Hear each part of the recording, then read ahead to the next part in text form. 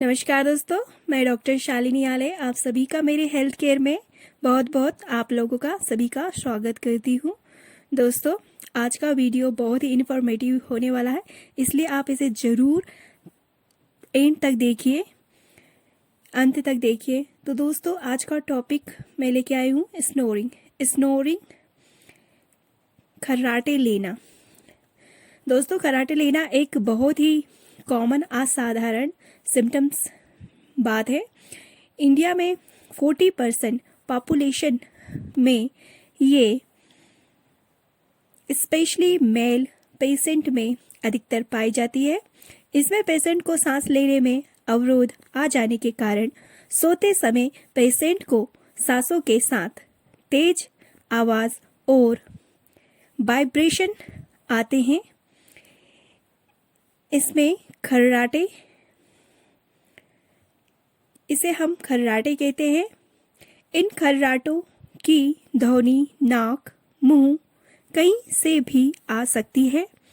ये आवाज़ सोने के बाद किसी भी समय शुरू और बंद हो सकती है। दोस्तों, खर्राटों को ऑब्स्ट्रक्टिव स्लीप एपनिया का साइन भी कहते हैं, अर्थात नींद में आपकी सांस में अवरोध पैदा होता है।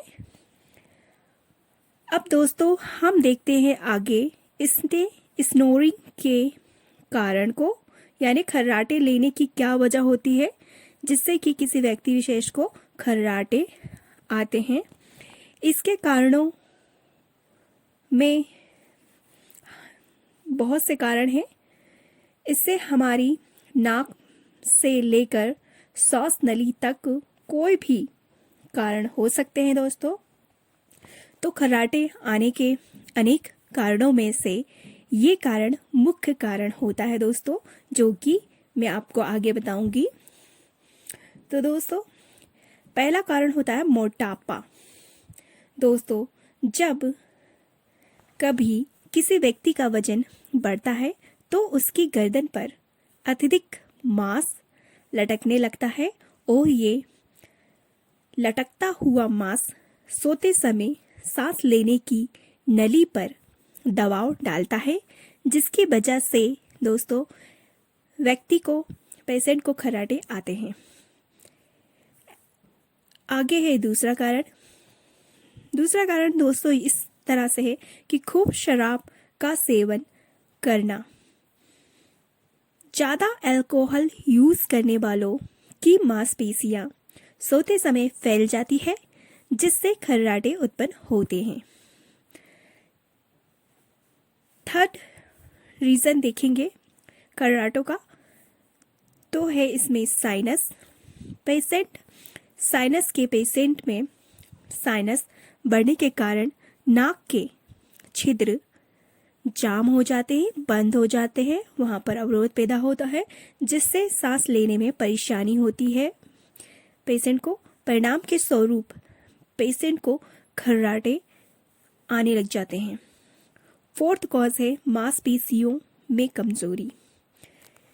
दोस्तों, एज बढ़ने पर हमारी मांसपेशियां शिथिल हो जाती है और अत्यधिक अल्कोहल का सेवन और नींद की गोलियां जो व्यक्ति यूज़ करते हैं, ऐसे लोगों में उनकी मांसपेशियां लटकने लग जाती है, शिथिल हो जाती है और बहुत से पेशेंटों में देखा गया है कि वो काम करना बंद कर देती है, जिसके कारण गले और जीभ की मांसपेशियां बहुत ही शांत शिथिल होकर लटकने लगती है। दोस्तों, फिर ये लटकी हुई मांसपेशियां सांस लेने का मार्ग अवरुद्ध कर देती है, ब्लॉक कर देती है, जिसकी वजह से हमें खर्राटे आते हैं दोस्तों।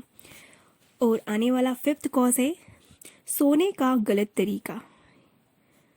तो ये भी एक कारण होता है खर्राटों का कि जब कभी हम अनकंफर्टेबल स्थिति में सोते हैं, स्पेशली जब कभी हमारे सोते समय हमारे गले का पिछला हिस्सा थोड़ा शकरा हो जाता है, तब ऐसे में ऑक्सीजन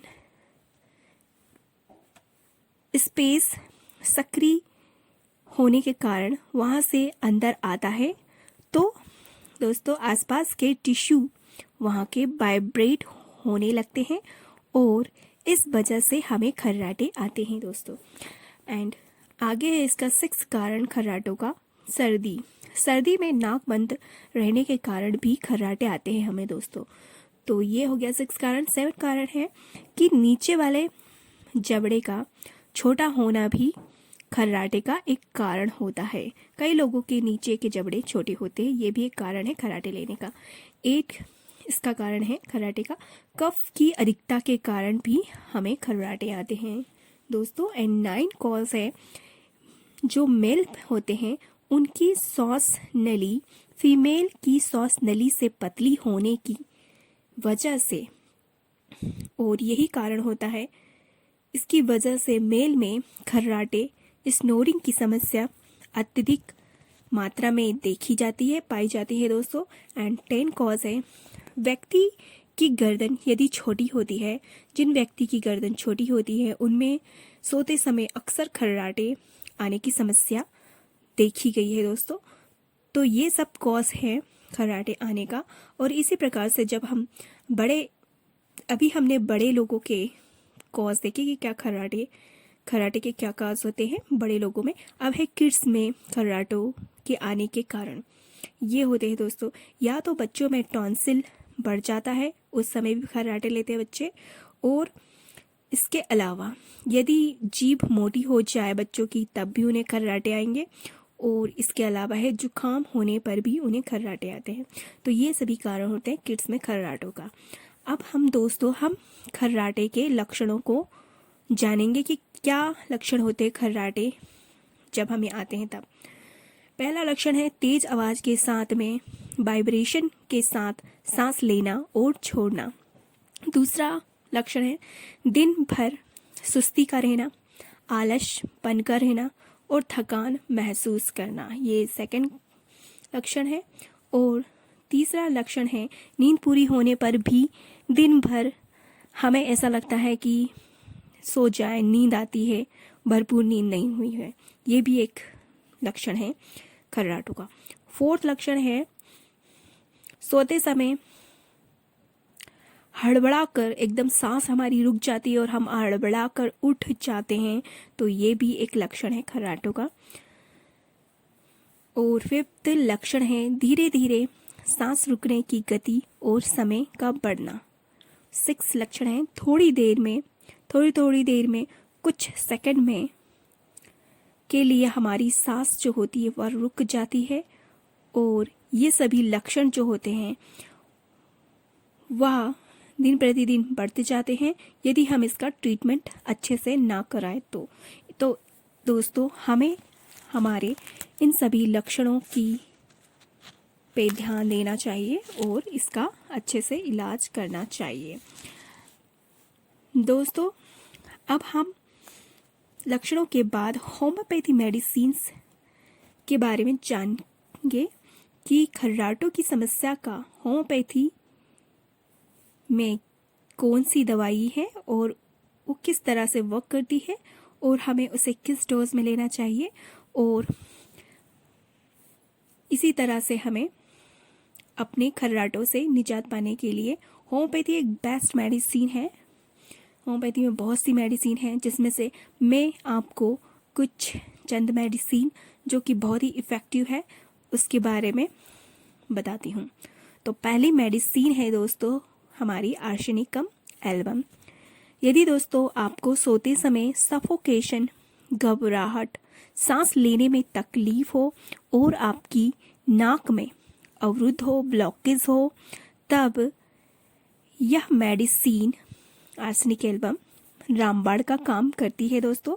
तो इस मेडिसिन को आप 3x या 6x और हो सके तो लो से लो पोटेंसी में, कम पोटेंसी में लीजिए तो ये बहुत अच्छा वर्क करेगी। और इस मेडिसिन को लेना है हमें 4 टेबलेट एक दिन में 2 बार लेना है।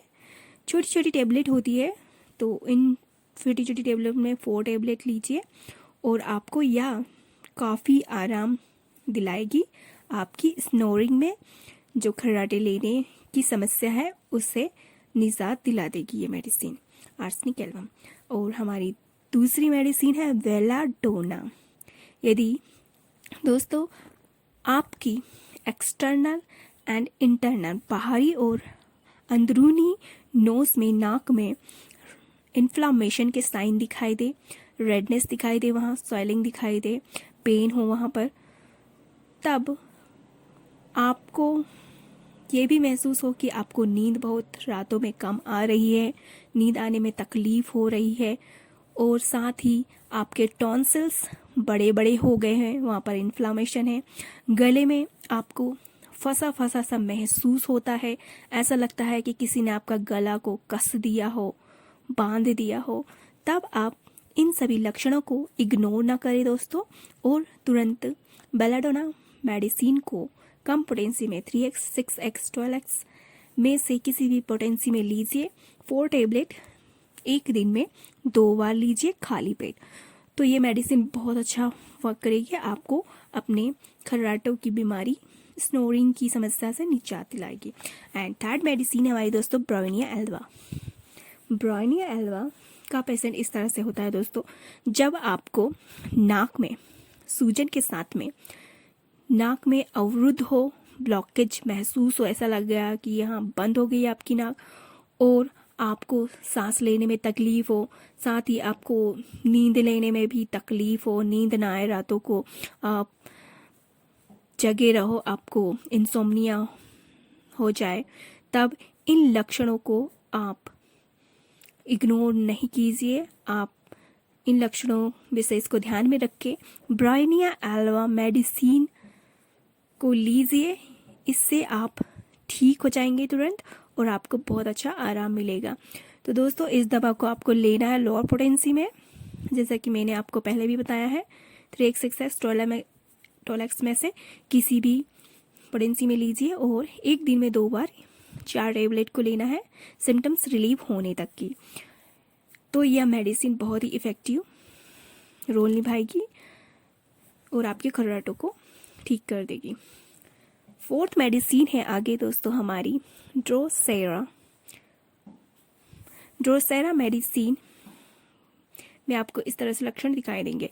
यदि आपको सोते समय खर्राटे आते हैं और आपकी नाक में ड्राइनेस फीलिंग होती है, आपको बहुत ही ज़्यादा सूखापन महसूस होता है आपकी नाक के अंदर, तो आप ड्रोसेरा को 3x या 6x में एक दिन में 2 टाइम्स 4 टेबलेट्स ले, आपको आपकी खर्राटों की परेशानी से तुरंत आराम मिलेगा। तो इस मेडिसिन को यूज़ करने के साथ ही आप दोस्तों जो मैंने ये सारी मेडिसिन बताई है, 4 medicine, arsenic album, belladonna, bryonia alba, drosera, इन सभी मेडिसिन को यूज़ करने के साथ ही दोस्तों आपको ये ध्यान रखना है, अपनी स्लीप पोजीशन में ध्यान रखना है कि जो स्लीप पोजीशन कंफर्ट आपको दे उसी को अपनाएं। आप ज़्यादातर साइड में सोइए, लेफ्ट या राइट साइड में सोइए, और जितना हो सके आप अपने गर्दन में, सर में प्रेशर ना डालें। ऐसी पोजीशन आप नहीं अपनाएं जिसमें गर्दन सर में प्रेशर डलता हो, क्योंकि इन सब में प्रेशर डलने से ऑक्सीजन प्रॉपर तरीके से सप्लाई नहीं हो पाती है आपकी बॉडी में, और आपके सांस लेने में अवरोध पैदा होता है आपको। तो इन बातों का आपको ध्यान रखना है, स्पेशली मेडिसिन लेने के साथ ही, तो आप पूरी तरह से फुली तरीके से क्योर हो जाएंगे। होप कि आप इन सभी महत्वपूर्ण मेडिसिन को यूज़ करेंगे, जो कि बहुत ही यूज़फुल है आपके लिए और आपकी समस्याओं को कंप्लीटली क्योर कर देगी। तो दोस्तों मिलती हूँ आपसे इसी तरह के जानकारी पूर्ण वीडियो में। तो तब तक के लिए फ्रेंड्स, नमस्ते, अपना ख्याल रखिए।